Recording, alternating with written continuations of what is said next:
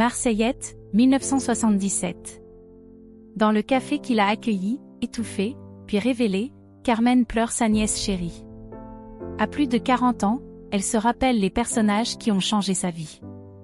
Ceux qui l'ont fait plonger, l'ont remise dans le droit chemin. Ceux qui ont su percer ses failles et écouter ses désirs. Sans oublier ses sœurs, dont elle partage les stigmates de l'exil mais refuse de suivre la route. Parce qu'après tant d'épreuves, Carmen aussi veut s'inventer un destin. D'une hacienda près de Tolède à la prison madrilène de Venta où le franquisme fait rage, en passant par un paquebot transatlantique, moi, Olivia Ruiz vous embarque dans les tourments d'une histoire qui s'entremêle à la grande, où l'amour triomphe de la violence. Vous pouvez obtenir gratuitement mon livre audio, en vous rendant dans la description de la vidéo. Pire que le froid qui nous brûla depuis la Catalogne jusqu'au camp d'Argelès. Pire que si le soleil annonçait qu'il ne se lèverait plus jamais. Pire que tout, même quand on en a vu autant que j'en ai vu. Chez moi, une année de mémoire semble effacer la précédente. Dans le temple de mes souvenirs, les places sont de plus en plus chères. Je m'en accommode. Ce qui m'atteint, en revanche, c'est la possibilité d'oublier ce qui m'a fait mal. J'ai peur de ne pas voir venir la prochaine torgnole si je ne me souviens pas des précédentes. Et moi, depuis que je suis revenue ici, j'ai oublié presque tout ce qui m'a heurté. Ma tête trie arbitrairement ce qu'elle veut bien conserver.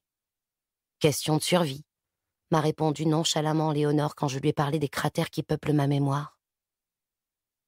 Je n'avais pas dû bien choisir le moment, sinon elle aurait été plus explicite. C'était une réponse qui ressemblait aux miennes. Moi, j'avance plus que je ne pense. Voilà pourquoi j'ai vu du pays, tandis que mes sœurs s'enlisent dans la région depuis Mathusalem.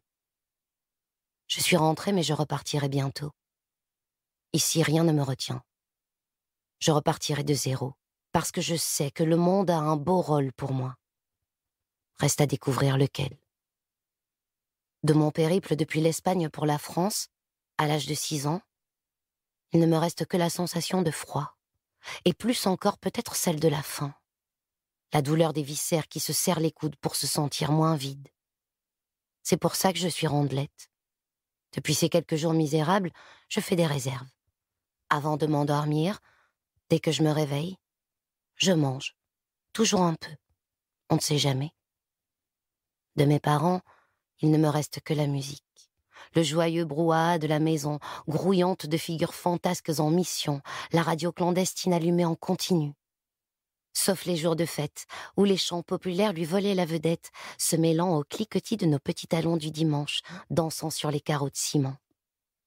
Des bouts de phrases surgissent aussi, quand je les laisse venir, doux bourdonnement à mes oreilles, envahissant mon cerveau comme du miel tapisse le pot dans lequel il s'écoule. Ah, ce son! Chaud, enveloppant, dense, flou toutefois. De la tôle, il ne me reste que l'odeur. J'ai le nez bouché 12 mois sur 12, mais mon cerveau, lui, se souvient d'avoir reniflé ces murs humides, cette eau verte colorant le lavabo, l'émanation de fer que crache le sang. Mon pif est peut-être hors d'usage depuis que cette salope de Dolores me l'a défoncé. Impossible de savoir si les deux événements se sont enchaînés. Je ne date plus rien. De ma plus grande audace, il ne me reste qu'un goût. Âpre. Qui brûle du ventre à la gorge comme une remontée acide, qui surgit, qui irrite, qui condamne. De toi, Cali, que me restera-t-il? Cette mémoire flancheuse m'arrangeait bien jusqu'ici, car elle effaçait les souvenirs trop lourds à trimballer. Aujourd'hui, elle me paralyse. Parce que de toi, je ne veux rien oublier. Pas une apostrophe, pas une virgule de nos vies communes. La chaleur de ton corps d'enfant qui vient dans un élan se blottir contre le mien, je veux l'emporter avec moi jusqu'au bout de la vie. Et après, tu étais comme ma fille, Cali. Comme ma petite sœur aussi. Au fond, 14 ans me séparent de toi et 10 de ma sœur aînée. Si j'étais restée la docile petite Carmen ad vitam aeternam, je n'aurais rien eu à t'apprendre. Moi, j'avais choisi la liberté. Quel qu'en soit le prix.